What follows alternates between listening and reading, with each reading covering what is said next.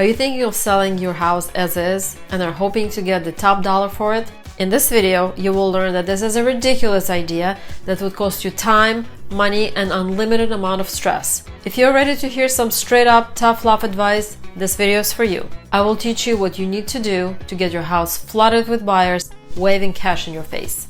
So you think your house is amazing and you can sell it as is. Maybe, but maybe not. There is a pushback from some sellers when their listing agent tells them what they need to do around the house to prepare it for sale. Why? Well, because it costs money, sometimes hundreds or thousands of dollars, effort and time. I've personally been a seller and a buyer a few times, so I've been on both sides. During the initial visit, when my listing agent visited my house and saw my perfect house, she pointed out an array of things and issues that needed to be addressed, and I almost exploded. What do you mean I have to paint my beautiful yellow walls beige? Beige is boring. And why do I have to plant flowers and scrub my porch? Who pays attention to these things? And now you're telling me I have to put my furniture in storage and pay $4,000 to stage my house? Now I really hate you. It's going to take me weeks to get all of this done, not to mention money. I didn't have that kind of budget. Actually, I didn't have a budget at all.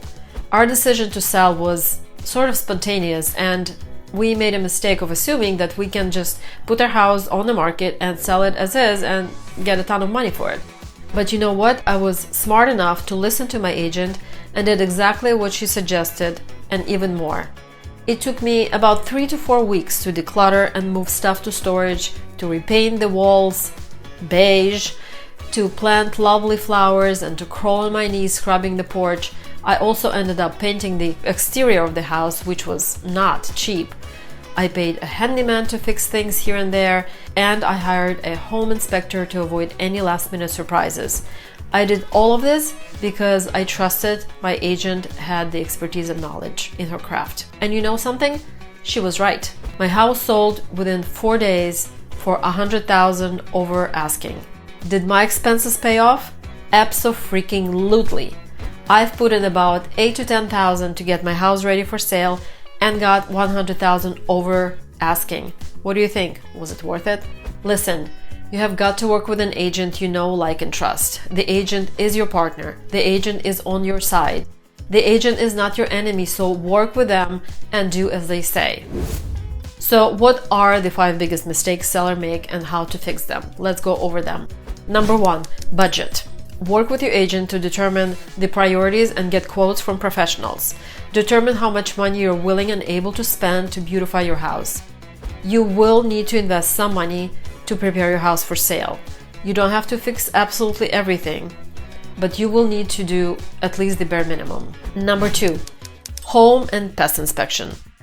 The last thing you want is to be in escrow and find out that you have foundation issues or termite issues. No one wants to hear it. A good agent will always recommend that you do a home inspection prior to listing your home. The inspector will go through your house and point out a list of items that need attention. Some will be more crucial than others, and it will be up to you to fix them or not, but at least you will be able to provide the report to the potential buyers for their peace of mind. Depending on the size of the house, the home inspection could cost between $500 and $1,000. But you might ask, why should I spend money when the buyer can do their own inspection and pay for it? Well, thanks for asking, but you don't want them to surprise you with the fact that the termites have been snacking on your house for the last 10 years and it will now cost $20,000 to fumigate the whole place. And if you don't want to deal with it, they can cancel the contract or, ask you to reduce the price, and you would be at square one. So don't make this mistake. Get the home inspection done for your own sake. Number 3, curb appeal. The front of your house is the first thing the buyers see. You want to impress them. You want to wow them. You want them to fall in love and say, "You had me at hello."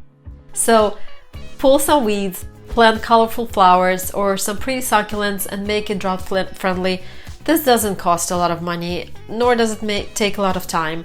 You don't even have to hire a landscaper. You can do most of these things yourself, or get some friends, open a bottle of wine and get the weeds going. Number 4, paint the walls, and if needed, the exterior. So maybe beige is boring. My current home has blue, orange and yellow walls. Talk about color, right? But your average buyer reacts pretty negatively when they see colorful walls. Beige walls are neutral, and the buyers are much more likely to see themselves living in your home. So try your best to neutralize your home. Number 5, declutter and stage. I cannot emphasize this enough. Yes, your home is lovely and cozy and beautiful for you, not for the buyer. So stop getting offended or taking it personally when the agent tells you to remove photos of your family or the tchotchkes that you've accumulated over the years and put your oversized black leather couch into storage. Please listen to your agent and hire a stager. They will turn your home into a modern, beautiful, and desirable place. This is what you want. Yes, it's an investment. It's not cheap. If you price your home right, you will get the return on investment tenfold, if not more. It is worth the money. Trust me on this one. So to summarize, selling a house is a big event. It's a big milestone in your life. Like a wedding. You wouldn't show up at your wedding looking like you just woke up. You'll make yourself pretty. Maybe you will lose a few pounds. Declutter. You'll whiten your teeth. Curb appeal. Put on some makeup. Paint. And you'll wear a beautiful white dress. Stage. You'll set aside some money for the wedding. Budget. But you're not getting married before meeting your future in-laws, because what if they're a disaster? Home inspection. Selling a house is not easy. A great agent, like a great wedding planner, will guide you every step of the way, will recommend professional vendors to help prepare your house for sale, will listen to your concerns, and will support you. Consider paying buyer's agent 3% commission instead of the usual 2.5%.